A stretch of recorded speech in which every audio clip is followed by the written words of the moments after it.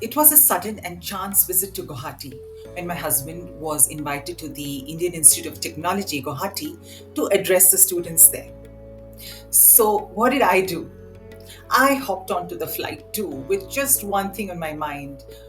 Would I be able to have the darshan of Ma Kamakhya? Namaste, my name is Sangeeta Venkatesh and welcome to my channel, Sojourn with Sangeeta. And if you're interested in travel, temples, destinations, history, and culture, you're in the right place. And do subscribe and explore this channel. And as I was saying, it was the Navaratri of 2024, and I just made some videos on the Dasha Mahavidyas. And I could feel the Devi energies pervading all through my being. Ma Kamakhya was definitely on my mind. So was it a coincidence, or were we being beckoned by Ma? And moreover, I was visiting Guwahati after nearly 5 decades. The last time was when my father was stationed in Arunachal Pradesh, and I think I was all of 12 years old. So I was really intrigued and excited to fly to this part of our country to see how much things had changed, or has it changed at all. So we reached IIT Guwahati and attended the talk and then retreated to the room to see how we could visit the temple the next day. And I was shocked to see that the bookings were filled up for over a week. I now wanted to wait for a miracle. So my husband was at a post-dinner meeting with other speakers when one of them said that he would help arrange for a darshan the next day. So our flight back to Bangalore was scheduled for the evening, the next day, and I really prayed to Devi that she must call us before that. And a miracle did happen, and we were there. So we set out early from the IIT campus, and a 45-minute drive brought us to Ma's abode. Before 1958, the visits to Kamakhya Temple were arduous, but after that, a motorable road was constructed. So we reached the hillock where the temple is situated, and we got off at a square where other cars were parked. And we saw a small monument commemorating Swami Vivekananda's visit here. So we bought our offerings to Ma and waited for our turn to enter the temple. So before I describe our visit, a little introduction. Formerly, the modern state of Assam was known as Pragjotishpura. And according to the prominent writer, essayist, and historian K.L. Barua, it meant the city of Eastern astrology or astronomy. In the medieval period, it was known as Kamarupa, and it was a stronghold of Tantricism and, of course, the Kamakhya Temple. The origin of worship of Mother Goddess Kamakhya is lost in oblivion. When and how the worship of Mother Goddess started may need a deeper study. The worship of Kamakhya currently is performed according to the injunctions of the Kalika Purana.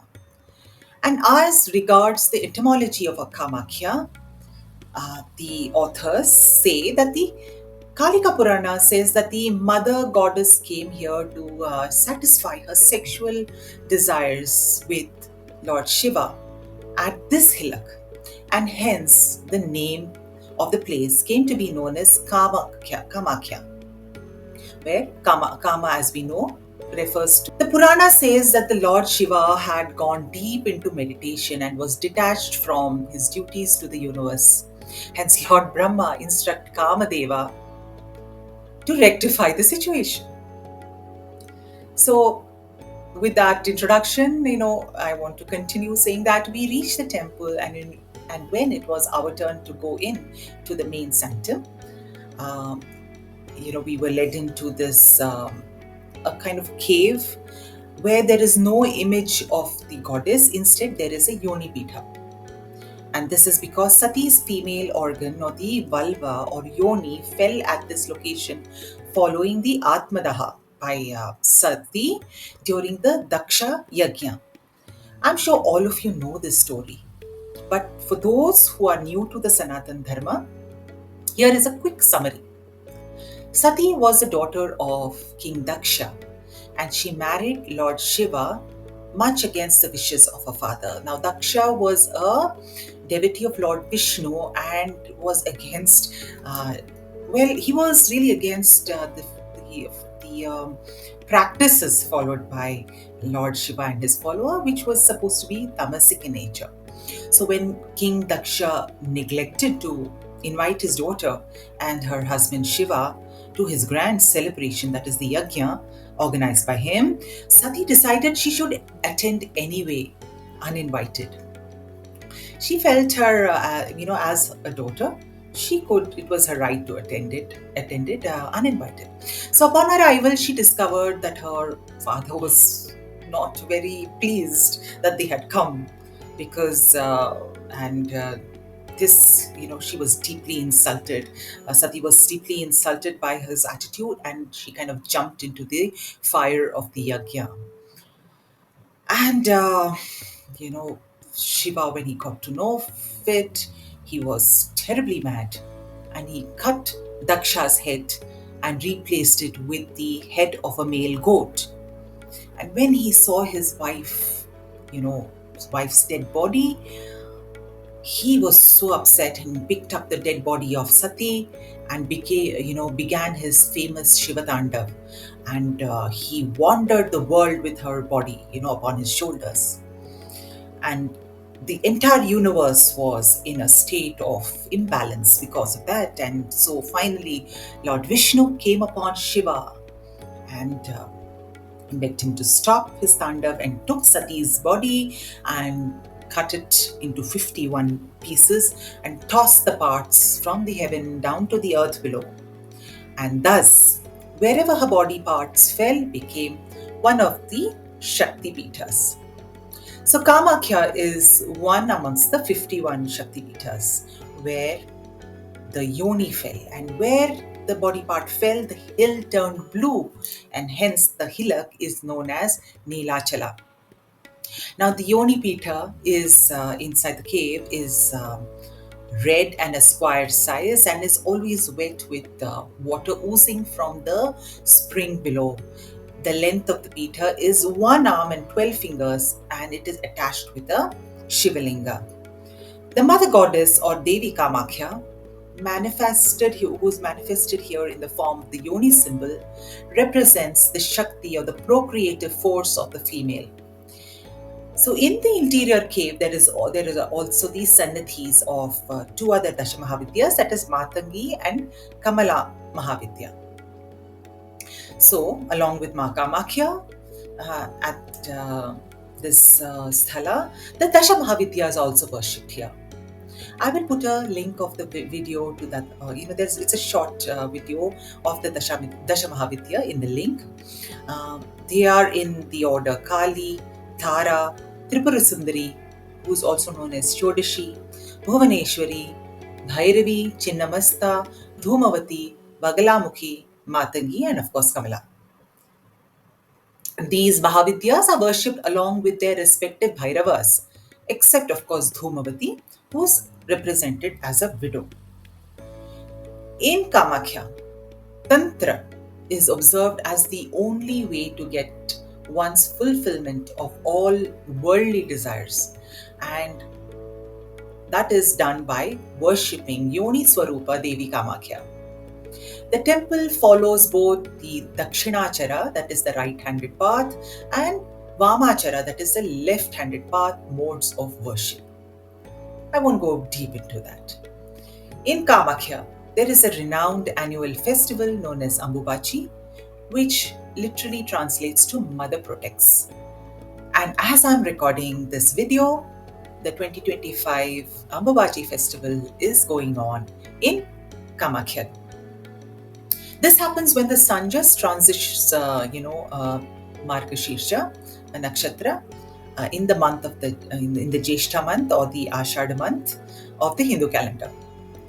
Now, during this time, the Kamakhya Peetha is close to worshippers, and the and a general restraint is observed because it is believed that Mother Goddess is believed to be in a state of rest because she's menstruating, and so the journeys are not undertaken, agricultural activities, there is a restraint, and along with the study of the Vedic texts, the performance of religious ceremonies including deity worship and even Shraddh, which involves that is the annual rites for the deceased, are not performed. So this period of austerity is referred to as Bhumidaha. Now, when the Mother Earth is also under a period of rest. Now, after these 3 days, the goddess is bathed and other rituals are performed before the temple is reopened to the devotees. Now, the Kamakhya temple became identified with the state powers when the Mlecha dynasty of Kamarupa, that is the erstwhile Assam, was patronized by them, by this dynasty, and it was then followed by the Palas, the Koch, and the Ahoms. The Kalika Purana, written during the Pala rule, connects the progenitor of the Kamarupa king, that is Naraka, with the goddess Kamakhya. And generally the Kamarupa kingdom were they felt they kind of followed and they had the power over the Kamakhya temple. Now, I want to acknowledge the contents here from the wonderful research in the book Kamakhya Temple by Kali Prasad Goswami. So, if you want to know more about the temple, do check out that book. And with that, I want to end this video. I hope you found value in this video. And if you did, do let me know in the comments. And I would love to hear from all of you and what your experiences were if you have visited this temple. And do share it with your friends and families who may find it interesting. And if you have not yet subscribed, please do subscribe to this channel, and you will get notifications of my videos automatically, and it will also help me as a creator. Until next time, Namaste from Sangeeta Venkatesh.